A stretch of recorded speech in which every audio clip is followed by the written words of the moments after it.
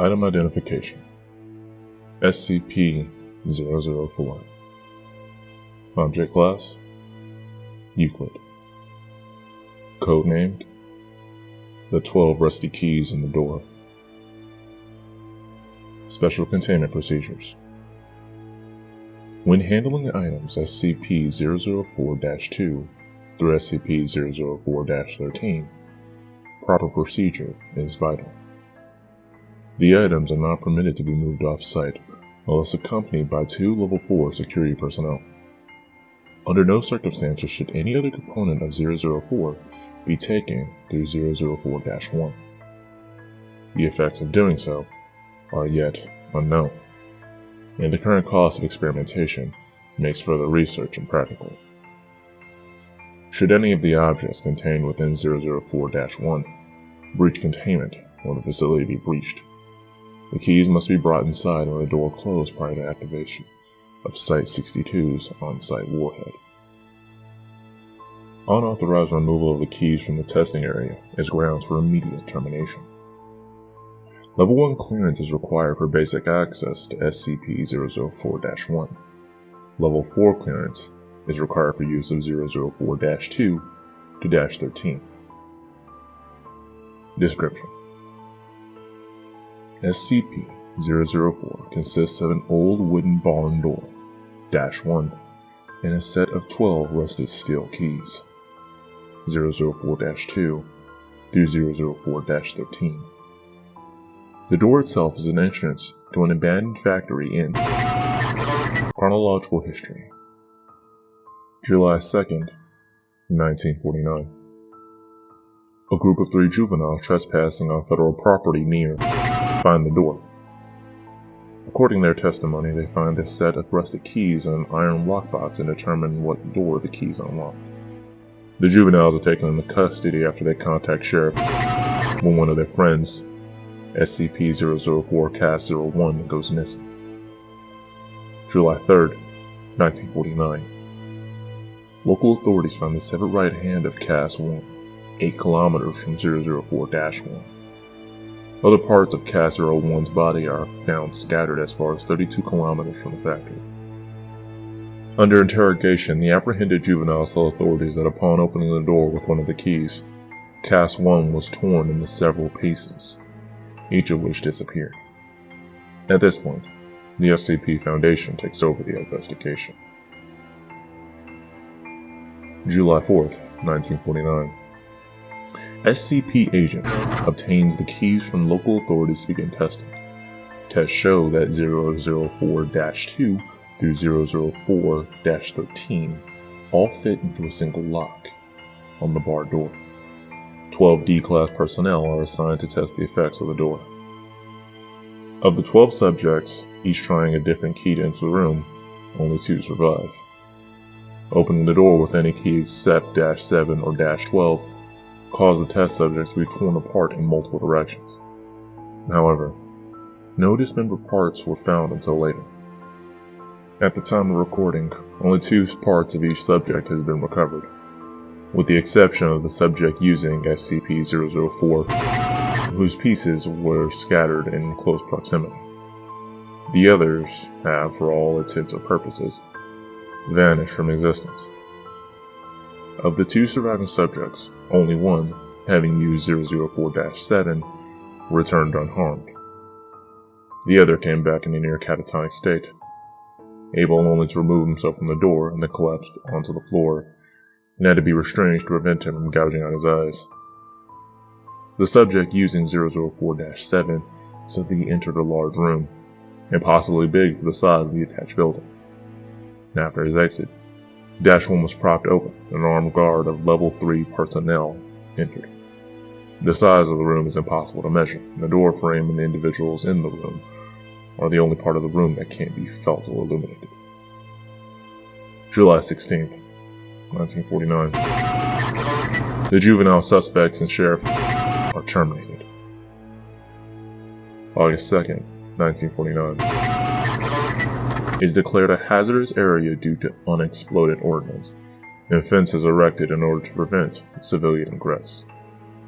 Tests to determine safety of exposure to an environment behind 004-1 begin. December 1st, 1950. Space-time anomalies are resulting from exposure to 004 are confirmed. Testing is suspended until further notice. July 2nd, 19. The unaccounted for remains of CAS-1 appear unexpectedly outside 004-1, despite being killed decades before. The remains of 004 CAS-01 are not decomposed in any matter and are still warm to the touch. Blood remains uncoagulated. The remains are remanded for testing. July 4th, 19. The unaccounted for remains of one of the 12 original test subjects appear in similar manner to those of CAS-01. The remains have been designated as CAS-02. Records suggest that both CAS-01 and CAS-02 used 004- March 21st, 1989. With the massive proliferation of nuclear weapons in World War III only years away, construction has begun on a site inside 004-1. This site is to stock supplies for person days. April 21st, 1999. Has ordered the site inside 004-1 to be expanded to include emergency storage for all mobile SCP specimens, and a petabyte database for the storage of all SCP data. The facility is now referred to as Site 62. September 25th, 2000. Site 62 is operational. Lab and containment units are complete and can contain the most dangerous specimens. Backup to the SCP database has begun. January 25th, 2001. Due to time anomalies, all working personnel at Site 62 are now required to reside on site permanently. Families of personnel are to be informed that loved ones perished in an industrial accident. Clone bodies were prepared for funeral. August 14th, 2003. Massive power outage across northeast United States and through Canada.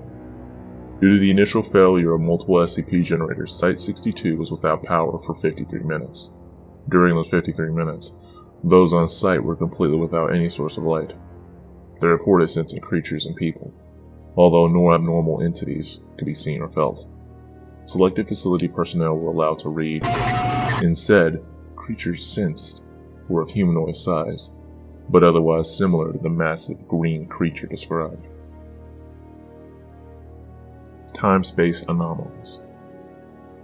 SCP-004 seems to propagate spatio-temporal anomalies.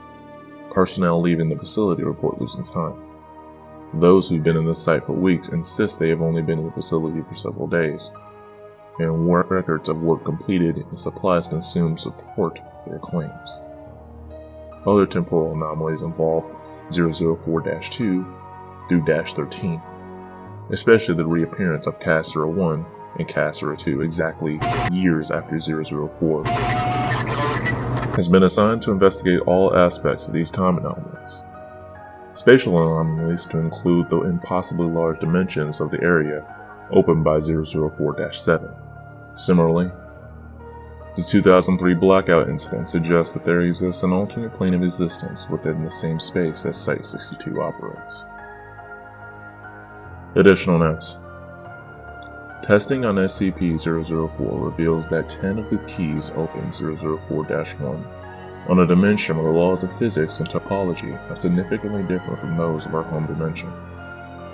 Test subjects meeting those hostile conditions are torn apart, their body parts deposited in various locations, only 3 of which have been verified to be on Earth. Material deposited at 2 of these points appears immediately. Material deposited at the 3rd appears exactly years in the future. The other 7 locations are currently unknown. Current testing focuses on 2 avenues of research. The first is finding ways to survive 004's hostile topologies. The second suggests that 004-2-13 may open doors other than 004-1. Appendix A. Mental health effects of 004-12. All D-Class personnel using 004-12 return in a catatonic state, unable to speak. Some may have enough energy left to try to claw out their eyes. Of the 16 subjects, only 4 have survived. 1 has regained speech, following long-term psychotherapy. He was able to tell the psychiatrist that he saw a massive green creature, so large that much of its body extended beyond its field of view. He reported innate fear and sudden recognition, as if something buried deep within his primal fears, and forced implantation of incomprehensible memories. Subject displays acute antegrade and retrograde amnesia. Appendix B. Additional information.